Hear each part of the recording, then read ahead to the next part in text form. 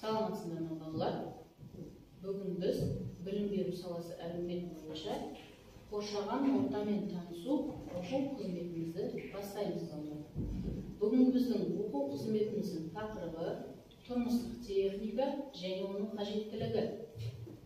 Мақсаты тұрмыстық техника, оның қолданылуы туралы білімдерді жетілдіру, олардың атқаратын қызметтермен таныстыру, қауіпсіздік ережесі туралы алған білімдерін дамыту.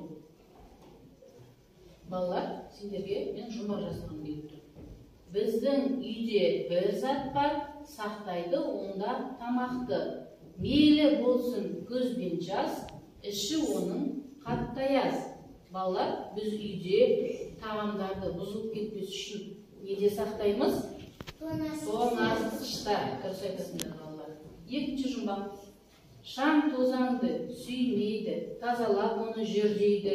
Бүкіл әлем ішіне сияр, аты оның не екен? Бізді шаң немен тазалаймыз үйде? Шаң сорғыш. Дұрыс айтасыңдар балалар, шаң сорғыш. Тоңазытқыш, шаң сорғыш балалар, бұл біз үйде күнделікті пайдаланатын тұрмыстық техникаға жатады. Тағы да басқа үйде күнделікті қолданатын тұрмыстық техникаларымызға балалар үтік жатады екен. Үтікті біз қай кезде пайдаланамыз? Үтікті біз балалар киім үтіктегенде пайдаланамыз. Үтік бізге қыртыс болған киімдерімізді жазып береді екен. Келесі тұрмыстық техника теледидар. Теледидарды біз балалар кино көреміз, мультфильмдер көреміз түрлі, және де әлемде болып жатқан жаңалықтарды естиді екенбіз осы теледидар арқылы. Келесі тұрмыстық техника бұл шаш кептіргіш. Біз күнде жуынып болғаннан кейін аналарымыз шашын немен кептіреді? Шаш кептіргішпен кептіреді екен. Келесі тұрмыстық техникамыз бұл кір жуғыш машина.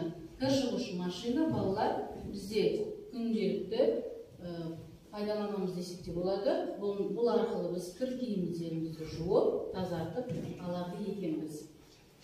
Тағы да келесі техника бұл шәйнек, тоқ шәйнек, тоққа қосып шәй қояды екенбіз. Бұны да біз күнделікті пайдаланамыз.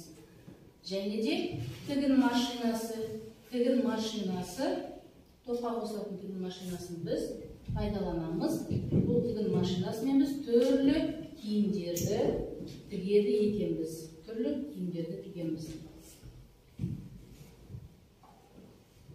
Балалар, бұл тұрмыстық техникалардың барлығы бізде тоққа жалғанады, тоқпен істейді. Ал тоқ балалар адам өміріне өте қауіпті. Сол үшін бұл тұрмыстық техникаларды пайдаланған кезде өте сақ болуымыз қажет. Келесі қауіпсіздік ережелерін балалар естен шығармаймыз. Тоқты су қолмен ұстауға болмайды екен. Бұл өте қауіпті, бізді тоқ соғуы мүмкін. Тоқ қосылып тұрған құрылғыларды, кез келген құрылғы, теледидар болсын, компьютер болсын, үтік болсын, сымынан тартуға болмайды екен. Оны арнайы ұстайтын жерінен өшіру керек екен балалар. Және де бізде үйде тоқтар тұрады, сол тоқ көзіне балалар үшкір заттарды, кез келген нәрсені ішіне кіргізуге тоғуға болмайды екен. Тоқ соғады екен балалар, ол өте қауіпті. Және ашық тоқты да ұстауға болмайды екен.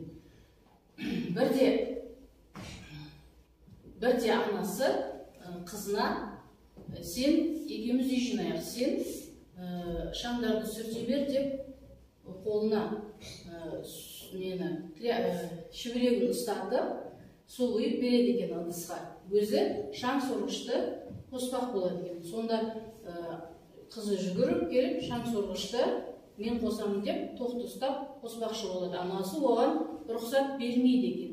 Неліктен? Себебі балалар, оның қыздың қолы су. Біз жаңа не дедік? Су қолмен тоқты ұстауға мүлдем болмайды екен. Тұрмыстық техниканы пайдаланғанда балалар тек қана үлкендердің көмегімен қосуға болады екен, пайдалануға болады екен. Балалар, енді мына жерде біз болады, болмайды ойынын ойнап жіберейік. Мысалы, бізге ыстық үтікті ұстауға бола ма? Жоқ, болмайды, дұрыс айтасыңдар. Үтікті қосулы түрде қалдырып кетуге бола ма? Жоқ, болмайды. Тоқ көзіне үшкір заттарды соғуға бола ма? Жоқ, болмайды. Бұл балалар өте қауіпті екен, тоқ соғып кетуі әбден мүмкін екен. Енді балалар, бүгін біз тұрмыстық техникалармен таныстық, қауіпсіздік ережелерімен таныстық. Тұрмыстық техника бізде күнделікті өмірімізге қажет екен. Келесі тапсырмада балалар сендерге алдарына суреттер берілген. Сол суреттің ішінен балалар тұрмыстық техниканы тауып, белгілейміз және бояйды екенбіз. Осы тапсырманы балалар орындаймыз. Ал балалар, сендерге тапсырма берілді. Алдымызда суреттер тұр. Сол суреттің ішінен тұрмыстық техниканы тауып, белгілеп аламыздар және оны бояймыз. Ал тапсырманы орындаймыз. Тұрмыстық техникаға балалар бізде үйде күнделікті пайдаланатын заттар жатады. Соны суреттен тауып, бояй қойыңдар.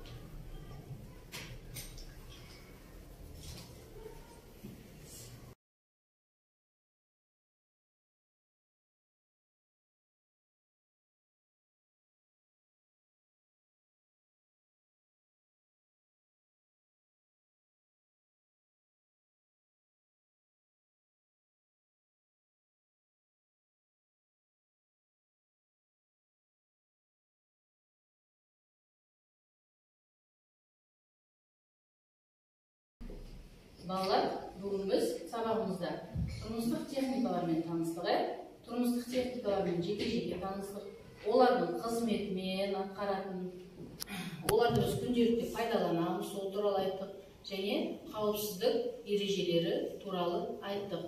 Бүгінгі сабағым балалар сендерге түсінікті болды деген ойдамын. Бүгінгі ұйымдастырылған оқу қызметіміз осымен аяқталды. Назарларыңызға рахмет.